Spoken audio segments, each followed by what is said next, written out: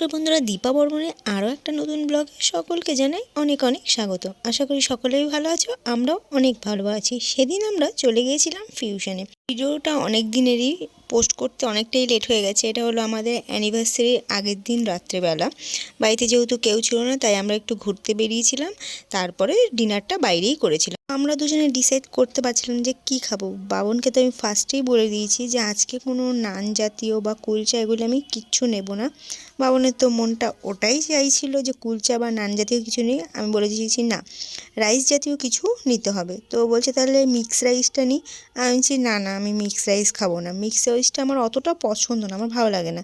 তো ডিনারে কি নেওয়া যায় সেটা নিয়ে একটা বড় ভাবনায় পড়ে গেছিলাম। তারপরে বলছে যে ঠিক আছে, মেনু কার্ডটা দাও, আরেকবার একটু দেখে নিই যে কি নেওয়া যায়। বলছে ফিউশনে এসেছি, কাবাব নেবো না, এটা হতে পারে না। ঠিক আছে চলো, ফার্স্ট আমরা রেশমি কাবাব অর্ডার করি। তো রেশমি কাবাব অর্ডার করার পর বেশিক্ষণ আমাদের ওয়েট করতে হয়নি। আমাদের রেশমি কাবাব অলরেডি আমাদের ডিনার টেবিলে হাজির। তো ওরা বলছিল যে আমি সার্ভ করে দিই। বলছিলাম যে না, আমাদের সঙ্গে অত ফর্মালিটি করার কোনো দরকার নেই, তুই রেখে চলে যা, আমরা আমাদের মতো সার্ভ করে নিচ্ছি। রেশমি কাবাব আমি কখনো ট্রাই করিনি। আর ঘরে বসে যখন আমি ওই ভিডিও দেখতে থাকি, যত রকম খাবার দেখি, তখনই বলি এটা আমার খুব ভালো লাগে, খেতে ইচ্ছে করছে, এটা কখনো ট্রাই করিনি, ট্রাই করব।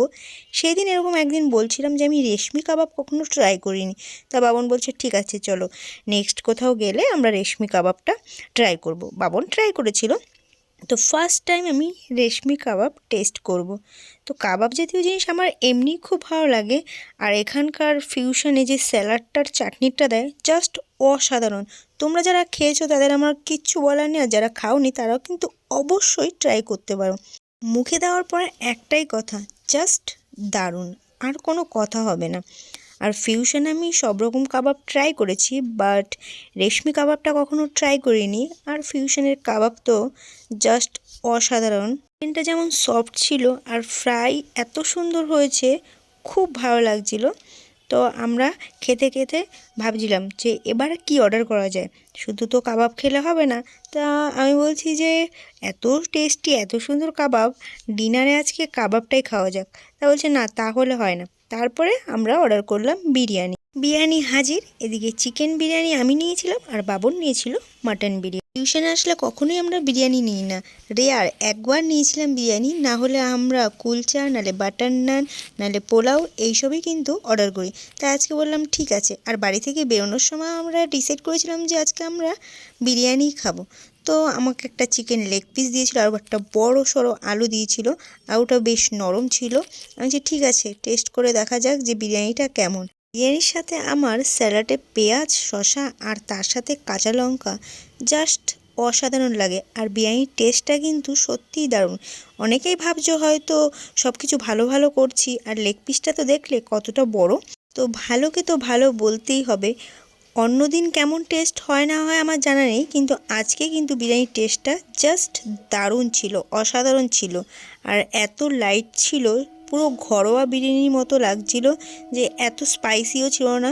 আমরা লাইটই পছন্দ করি। তো বাবনকে বললাম বলো তোমার রিয়াকশান। বাবনের বিরিয়ানি তো খুব প্রিয়। তো আমি বলছি এখানকার বিরিয়ানিটা কেমন। সচরাচর আমরা ফিউশনে আসলে বিরিয়ানি খাই না, সেটা আগেই বলেছি। তো আজকে নিয়েছি, তো বাবন বলছে যে হলো সত্যিই ভালো লাগছে। আর বাবনকে কিন্তু 2 পিস মাটন দিয়েছিল। এখন বিরিয়ানিতে মাটনের সাইজটা কীরকম সেটা নিয়ে কিন্তু খুব ট্রেন্ড চলছে। তো এখানকারও বিরিয়ানির মাটনের সাইজটা বেশ বড়ই ছিল। ফার্স্টে বাবন দেখেনি যে 2 পিস মাটন, যেই দেখেছে 2 পিস মাটন ও তো পুরো খুশ হয়ে গেছে। বাহ, 2 পিস মাটন, সেই ব্যাপার। বলছে কবজি ডুবিয়ে এবার খাওয়া যাক। আমি বলছি ঠিক আছে, খাওয়ার সময় নো ডিস্টার্ব, তুমি তোমার খাবারটা চালিয়ে যাও। ও সেই একই কথা বলছে, সত্যি এত সুন্দর বিরিয়ানি, তো সত্যি দারুণ লাগছে। তো ও স্যালাড নিচ্ছিল, আমি বলছি ঠিক আছে। তো খাওয়া দাওয়া অলমোস্ট কমপ্লিট। কাবাব খাওয়ার পরে হাফ প্লেট বিরিয়ানিও আমার কাছে বেশি মনে হচ্ছে। নষ্ট করব, এজন্য কষ্ট করে খেয়ে নিচ্ছি। আমার মুখের রিয়াকশান দেখে বুঝতে পারছো যে কতটা কষ্ট হচ্ছে।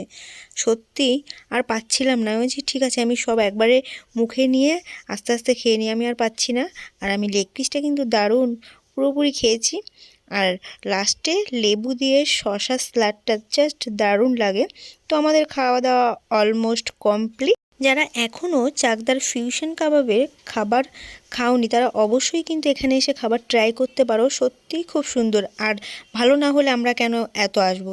তো খাওয়া দাওয়ার পরে মৌরি খেতে বেশ লাগে। তো বন্ধুরা, আমার ভিডিওটা আমি এখানেই শেষ করলাম। ভিডিওটা কেমন লাগলো অবশ্যই কিন্তু জানিও, আর লাইক কমেন্ট শেয়ার অবশ্যই করো।